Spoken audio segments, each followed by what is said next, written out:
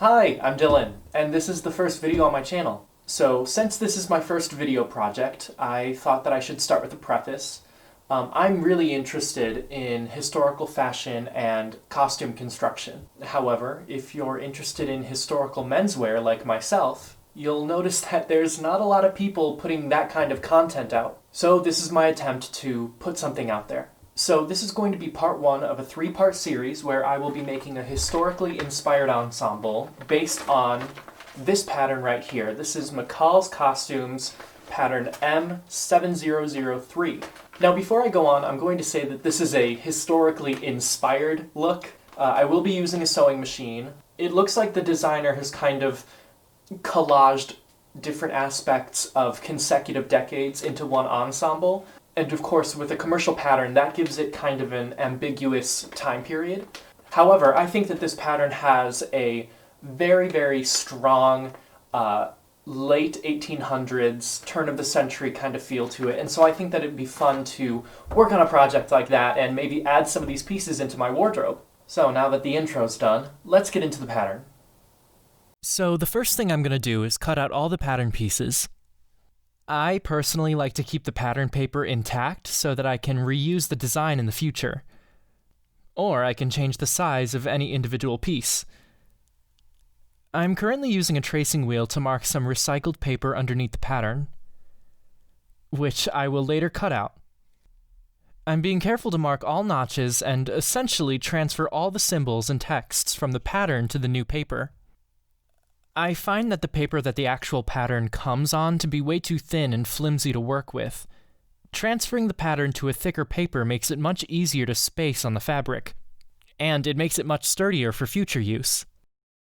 Once I've transferred the pattern, I decide to alter it just a little bit to better fit my measurements. After everything is set, I cut the new pattern out on the lines I've made. Now we can cut out the fabric.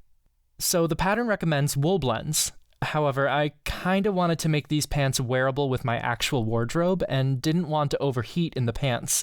So I decided to cheat a little bit with historical accuracy and go with a polyester fabric. It's the thought that counts. For the lining of the pockets, I actually stole a shirt my brother was going to donate to Goodwill and cut out the back panel. Green is my favorite color, and I think that this striped dark green cotton will add a little pop to the pants.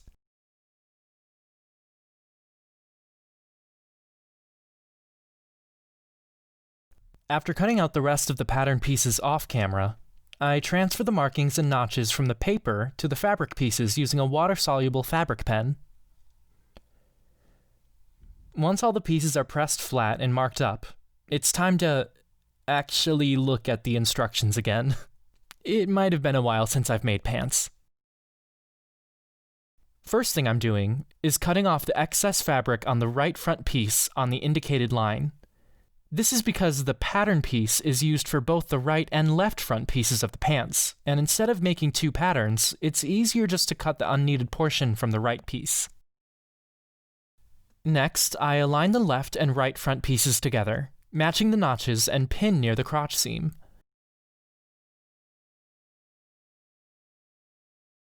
I sew from the designated marks in order to hold the pieces together while I put in the zipper. Now I press down the seam allowance on the right side. After that, we can grab our zipper and attach it to the right side of the crotch seam.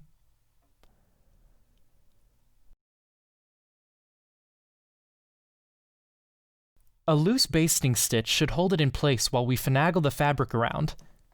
I'm doing this by hand, but it could easily be done by machine. I should mention it here that I absolutely, for the life of me, hate zippers and find them way too complicated, so if there's ever a reason to take my time and think through the steps, it's here.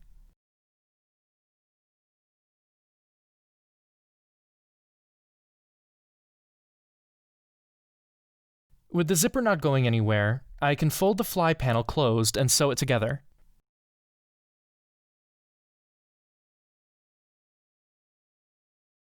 Now I'm attaching the fly panel to the right pant piece and basting it together.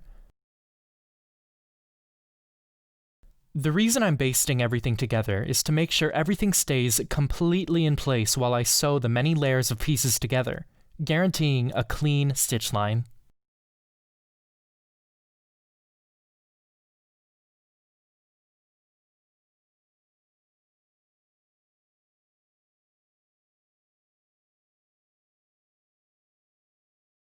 Now might be a good time to make sure the zipper can run smoothly.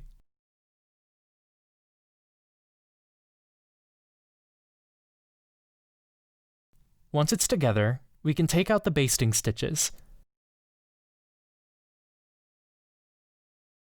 I'm now pressing the extended fabric on the left side of the front piece. Once it's pressed, I can baste the now folded edge to the right side, creating a little modesty flap covering the zipper.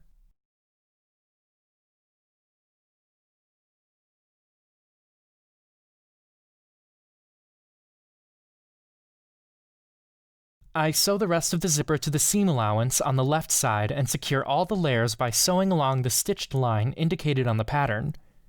Because I'm sewing from the right side, I hand baste along the stitching line so that I can use it as a guide on the front. Once that's complete, I take out all the basting stitches as the zipper is finally complete and I've earned myself a glass of wine. For real, zippers are extremely meticulous and making them look good is a feat in itself.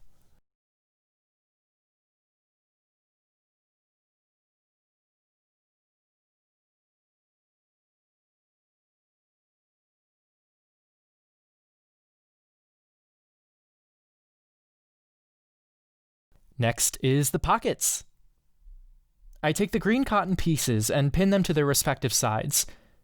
Now these pockets have a specific pointed shape to them, so when I stitch them together, I sew at an angle, pivot in the middle, then stop between the given symbols mentioned in the pattern.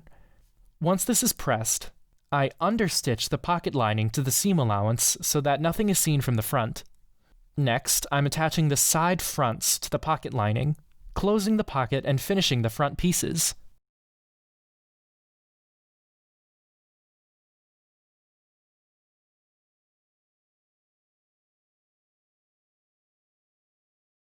Now we have both front pieces complete with lined pockets and a working zipper. Time to move on to the back. First, I need to sew the back darts. I'm hand stitching along the pattern lines to accurately close the dart. Then I pull the string tight and sew along the line.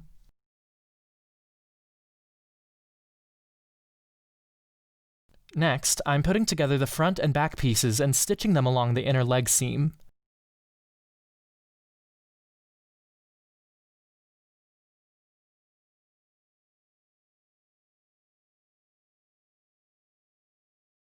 I do the same for the outer side seams, being extra careful around the pocket area. Now for the crotch seam. The pattern clearly states to turn one leg right side out and tuck it into the remaining leg, but I swear this took me a good 10 minutes to figure it out and finally pin. Sew the seam together, and we can now move to the waistband. If you're like me and always forget about interfacing, now is the time to cut it out. I'm using a fusible interfacing to make things easier. And now I'm attaching the waistband. Luckily, I caught myself before going to the sewing machine because I ended up pinning the band incorrectly. Make sure you read all the instructions. Now it's time to sew it up. And this is actually the last seam I'm using the sewing machine for. The rest of the waistband will be secured by a small whip stitch. And then the pant cuffs will be hemmed by hand. And now it's done! I'm really happy with how it turned out. I think that it looks really, really nice. It fits me so well. I was always worried about making sure that the crotch depth was going to be okay, but it turned out fine, and I love the high-waisted look of everything. And usually when you have fitted pants, they kind of hinder your movement a little bit, but I didn't feel that way at all in these. They feel super comfortable. I think that the fabric was a really great choice. What I really wanted for these pants was to be able to put them into my everyday wardrobe, and I can totally see myself wearing these out in public, wearing them to work, and yes, of course, even dancing in them.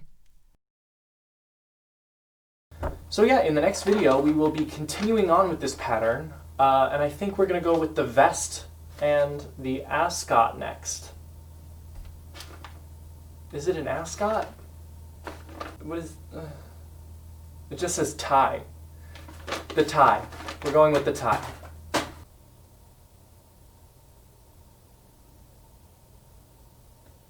Oh God, how do you end a video? Bye!